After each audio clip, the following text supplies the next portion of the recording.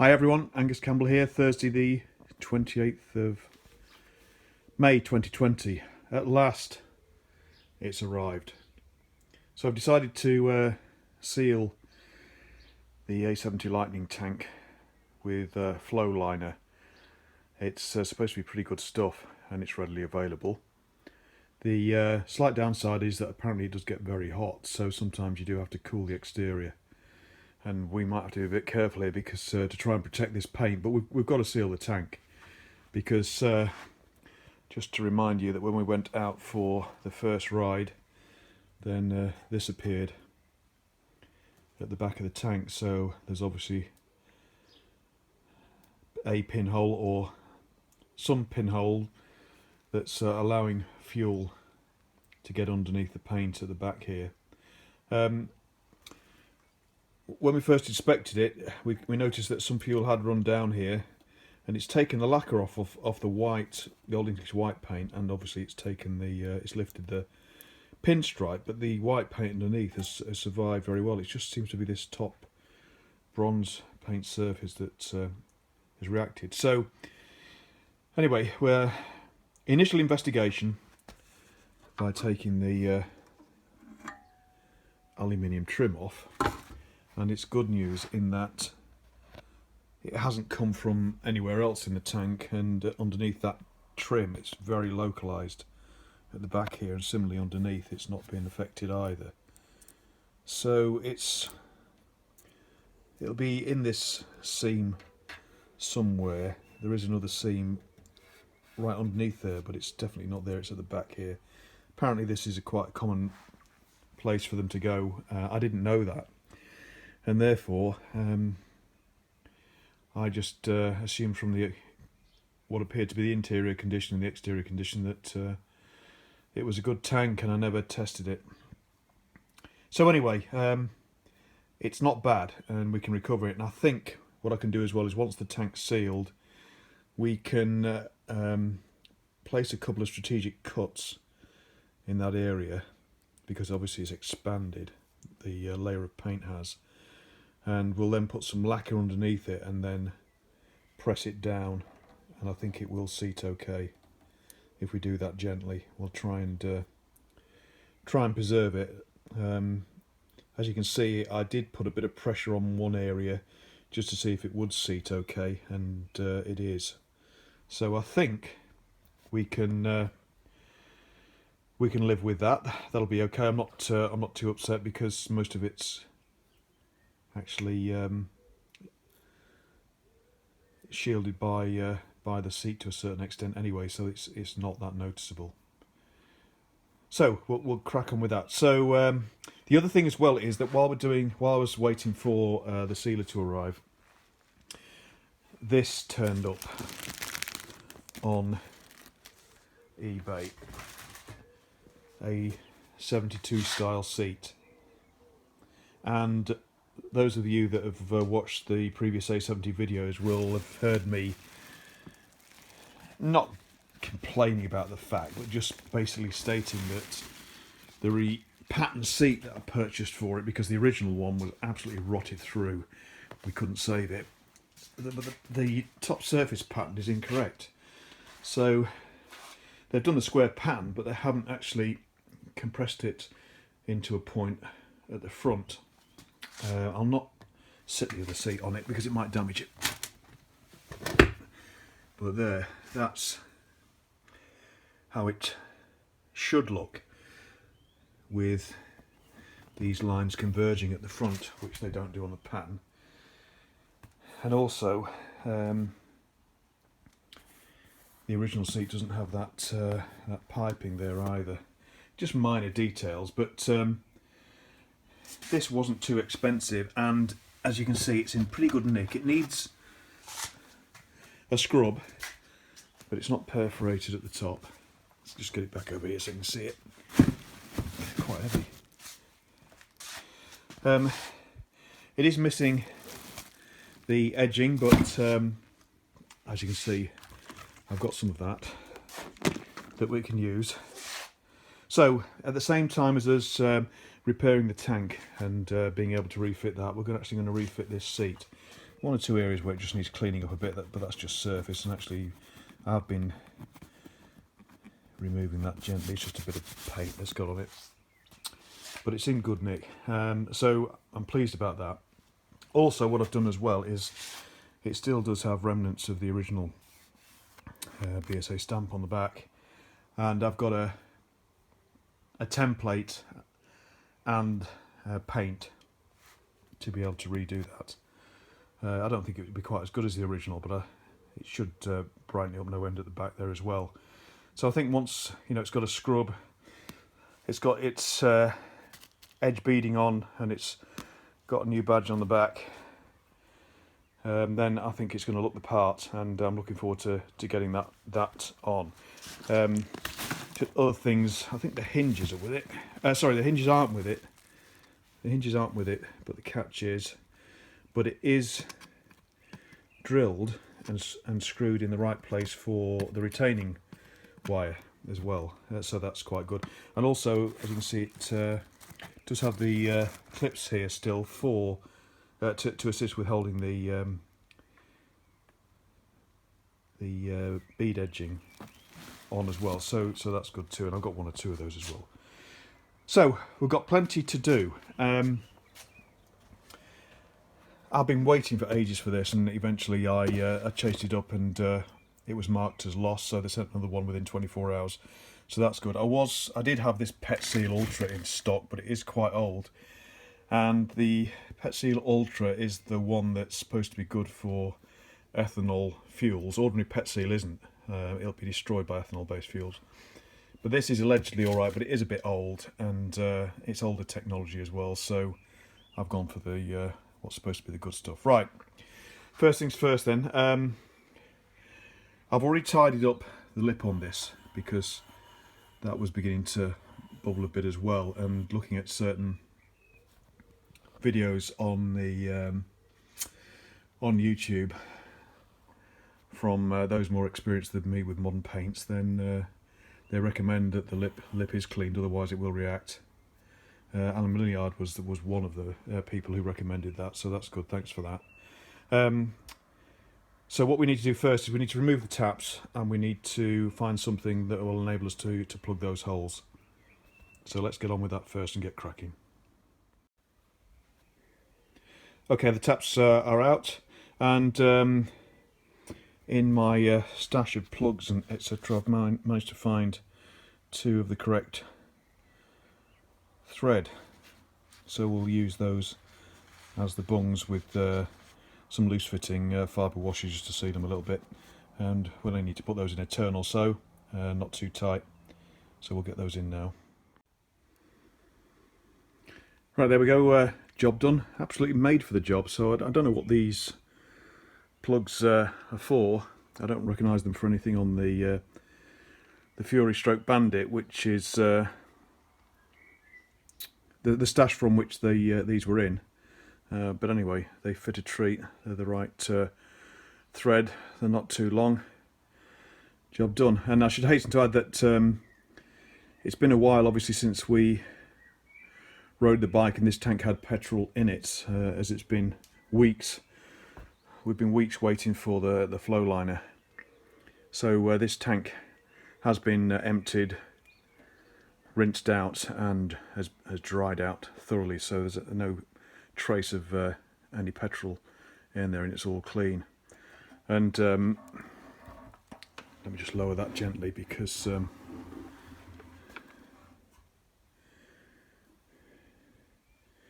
might be able to see inside. Actually, it's very clean inside. That's not it's the surface is slightly rough, and it's dark, but it's not rusty, so I think that's going to be ideal. But what we're going to do first is I've got an endoscopic camera, so I'm just going to run that camera down there, and we'll try and capture some images to see if we can see anything obvious inside that's actually causing this apparition here. Let me set the camera up, and I'll bring you back. Well, before I set it up, let's show you it. So it's as simple as this: a camera and an LED on the end of a a flexible hose with the control unit here, which just got off and on and reset, but it's also, more importantly, got now what is it? Wi-Fi connectivity, I think, rather than Bluetooth. But anyway, it will connect and communicate with my phone. I've already tested it; it works fine. So what that means is I should be able to capture the images, and we can include it in this as a clip in this video. So let's see what we can find out.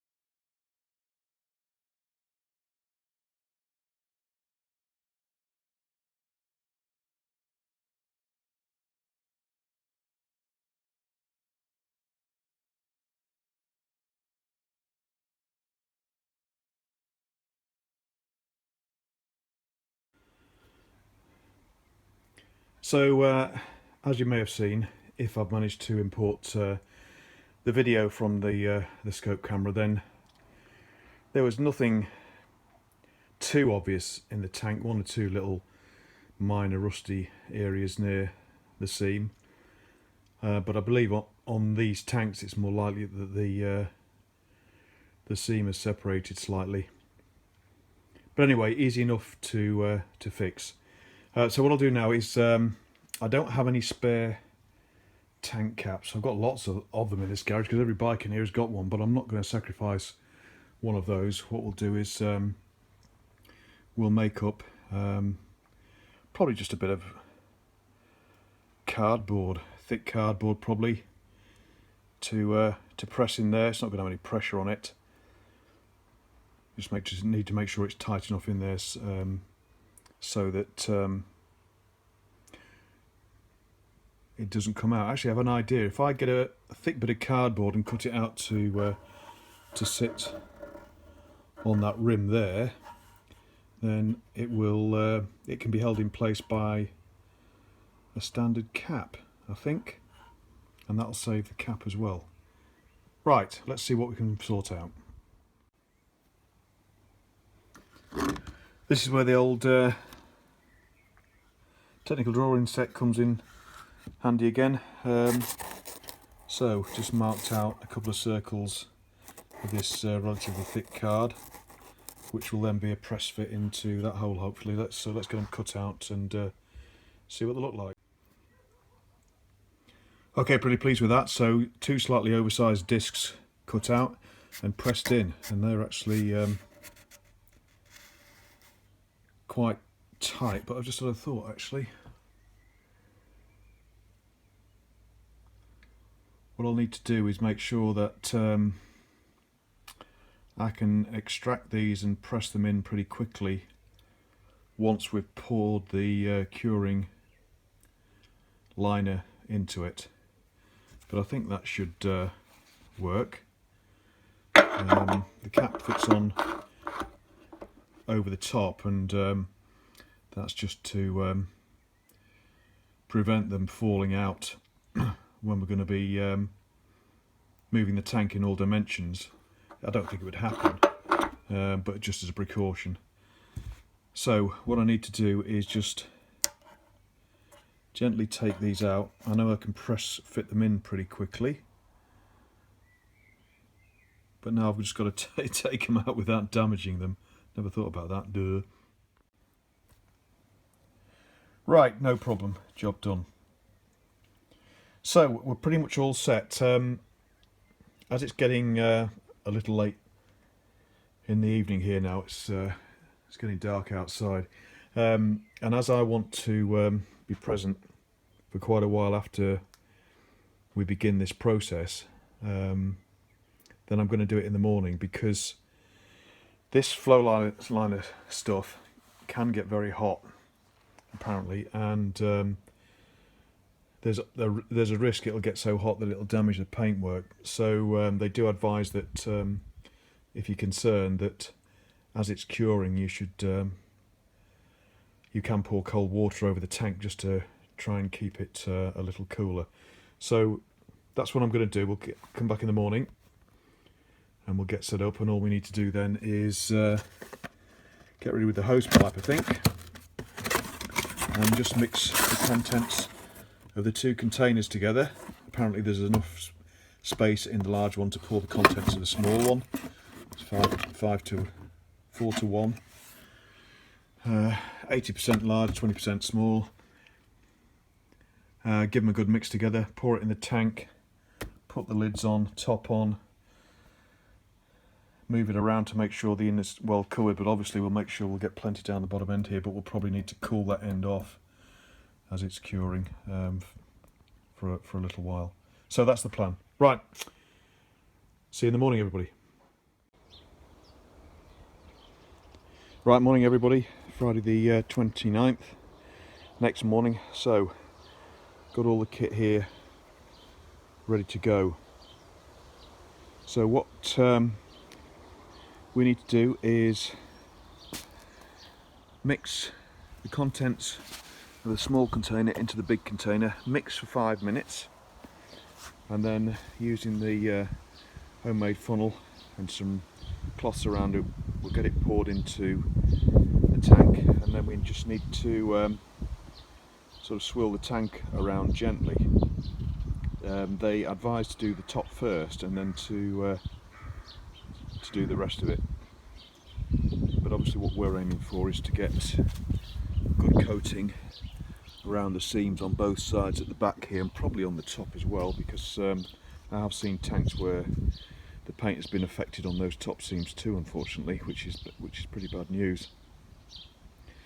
The epoxy fluid remains pretty fluid for quite a long time actually, so I'll be doing this a while, but the more we can gently do it, the better the coat will get, the thicker the coat will get all over. And also, if we avoid large pools of the fluid in any particular area inside the tank, that's going to minimise us having any problems with it getting a bit hot. But I do have the hose ready, which is why we're on the grass here, just in case we need to use the hose pipe just to cool this lot off. So I'll set the GoPro up to see if we can capture some of the shenanigans here. But it's a job I've done before, but it's one that I hate, but it's going to take up most of the next hour. So I'll bring you back with a bit of audio once we've done it, but hopefully we can capture some of it in the meantime.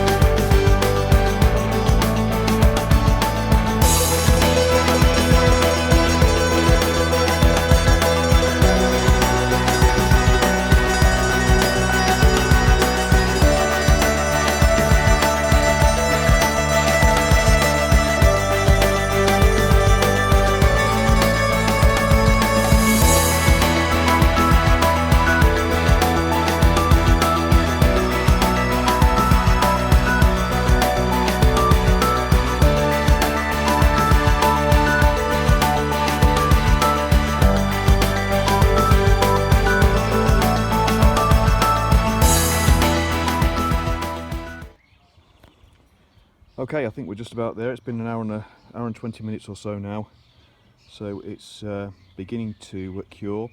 The tank has got warmish, but it's not any significant temperature at all, so I'll keep my eye on it as it cures, but it should be okay. See, we've got a pretty good white layer on the inside, and also I've been able to just put some around the inside of the cap on the lip and the neck as well, to try and seal the edge of that paint line, just in case. So I think we're okay with that. What we'll do now then is move on to giving that seat a scrub while we keep an eye on the tank as well.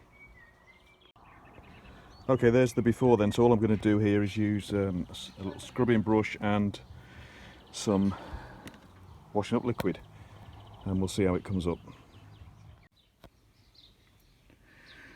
Right, back in the garage. Been about an hour and 3/4 now, and it's very tacky, but inside there's a good coating, and a little warm, but not too bad at all. Nothing that that paint can't handle, without a doubt. And that, some of that might have been the fact that we were in the sun too. Seats had its first scrub, so looking a little matte, but actually it's cleaned up really well, so I'm pleased with that. So now I'm going to just give it a rub down with like a leatherette cleaner, which will then buff up quite nicely too. So we'll get on with that now, and once we've done that, then we'll be in a position just to have a look at one or two other bits and pieces. The base, the underside needs cleaning up a touch. It looks terrible, but actually that's just again just a bit of soap and water will clean that up.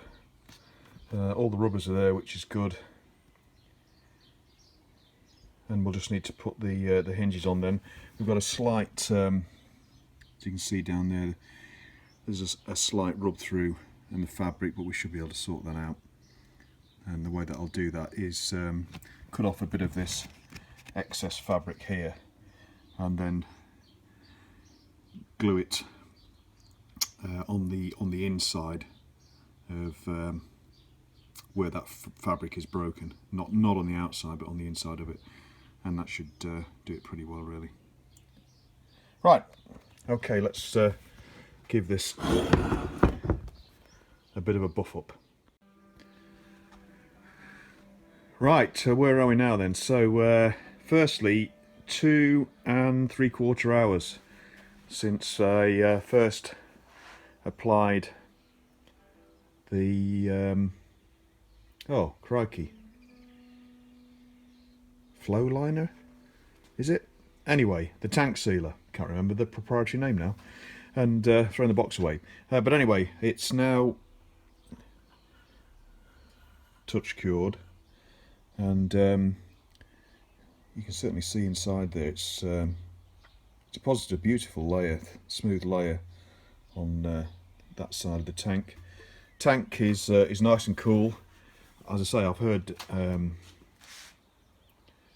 stories of not just stories actually, of statements that the tanks heat up to quite a high degree, but we've had no problems with this tank. But I think in the hour or so that I spent just putting the tank, holding the tank in different positions to make sure the quite viscous fluid was evenly covering the inside of it, has probably paid off benefits, hopefully.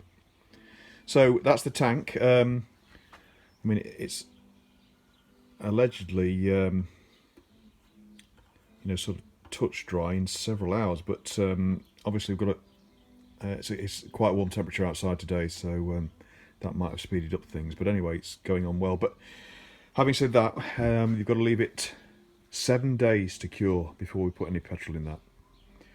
So we'll just put something lightly on the top so we don't get any muck in, but we need to let it breathe and let the air in. So we'll just leave that to cure. And meanwhile, on with the seat.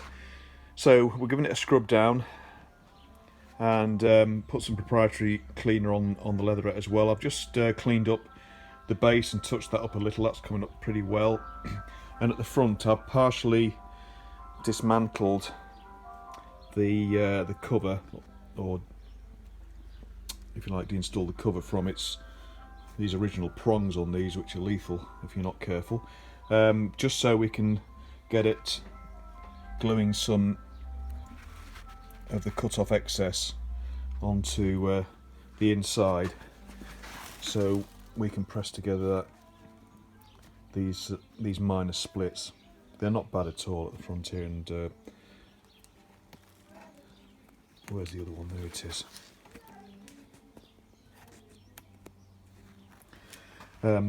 So we'll glue those on the inside before we pull that cover back over, and then we've got the beading to add.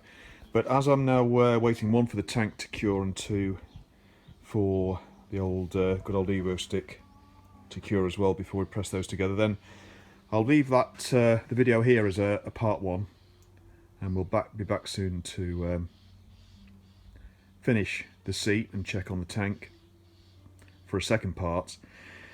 And then hopefully in a week's time, when no doubt it'll be chucking it down with rain, we'll put the tank on the bike, and we'll take it out for another run. And also I'll do a bit of a piece on the original tank here as well versus the one that we've had done. I mean, the distinction is obvious, but we'll have a bit of a session on that, and that's the reason why I've got that one out.